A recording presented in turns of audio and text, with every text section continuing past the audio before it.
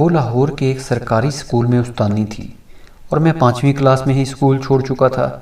اس سے بات چیت کا سلسلہ فیس بک پر شروع ہوا اور 1 سال چلتا رہا۔ اس نے مجھے کہا کہ سانول تم میٹرک میں آن لائن داخلہ لے لو، میں تمہیں پڑھاؤں گی، جب تم فوجی بن جاؤ گے تب ہی میرے گھر والے ہماری شادی کروائیں گے۔ میں نے میٹرک میں داخلہ لے لیا اور پڑھائی شروع کر دی۔ وہ رات 12 بجے تک مجھے پڑھایا کرتی، ایک ایک لفظ اچھے سے اور پیار سے سمجھاتی۔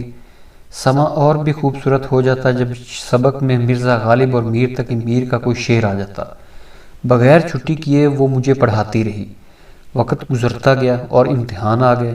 امتحانات کے بعد ہم دونوں کو یقین تھا کہ میں ضرور پاس ہو جاؤں گا اور آرمی میں جانے کے لیے قد، وزن اور جو ڈیمانڈز ہوتی ہیں اس کے لیے میں پہلے سے ہی تیار تھا۔ ہم اپنا زیادہ وقت فیوچر کی پلاننگ میں گزارتے کہ شادی کے بعد ہم ہنی مون پر کہاں جائیں گے، بچے کتنے کریں گے، ان کے نام کیا رکھیں گے۔